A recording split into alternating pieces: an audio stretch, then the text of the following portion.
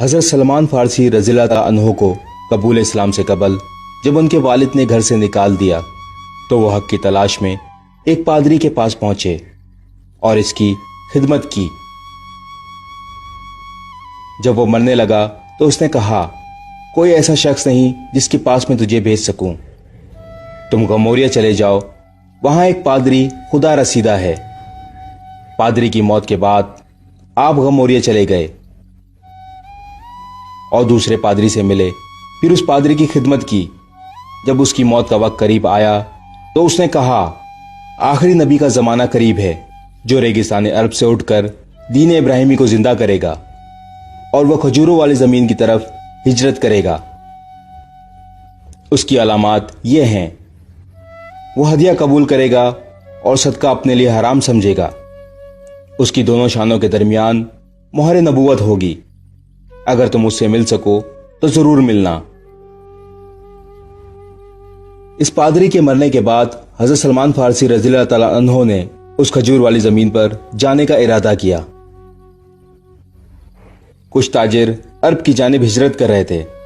حضرت سلمان فارسی رضی اللہ تعالیٰ عنہ نے ان سے کہا، تم میری بھیڑ بکریاں لے لو اور مجھے عرب پہنچا دو۔ ان تاجروں نے آپ کو اپنے ساتھ لے لیا۔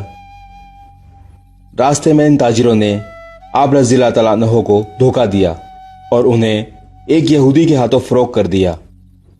وہ یہودی انہیں غلام بنا کر مدینہ منورہ لے آیا اور انہیں اپنے باغ میں کام پر لگا دیا۔ ایک روز حضرت سلمان فارسی رضی اللہ تعالیٰ عنہ درخت پر چڑھ کر کاٹ جھانٹ کر رہے تھے۔ یہودی کا ایک رشتہ دار آیا اور اس نے یہودی کو بتایا کہ کوئی شخص مکہ سے ہجرت کر کر مدینہ آیا ہے اور خود کو اللہ کا رسول بتاتا ہے۔ حضرت سلمان فارسی رضی اللہ تعالیٰ عنہ نے جب یہ بات سنی تو اس قدر لرزا ہوا کہ قریب تھا وہ درخت سے نیچے گر جاتے۔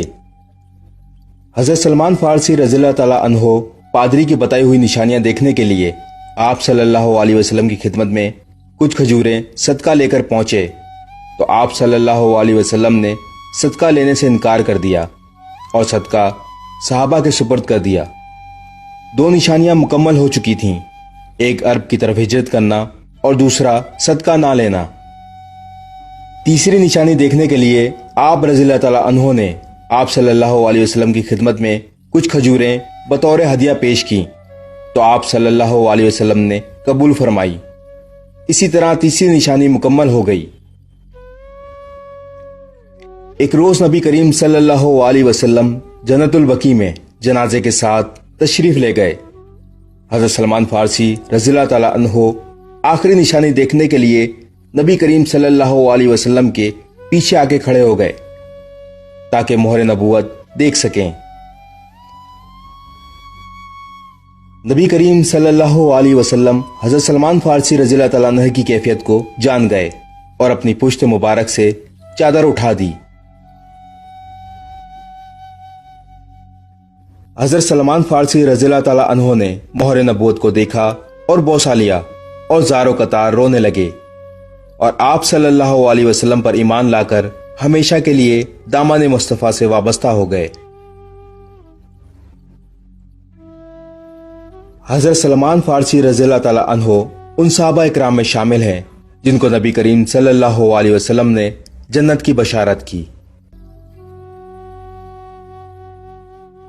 اس ویڈیو کو شیئر ضرور کریں، ہو سکتا ہے آپ کے ایک شیئر سے یہ بات کسی کے دل میں اتر جائے۔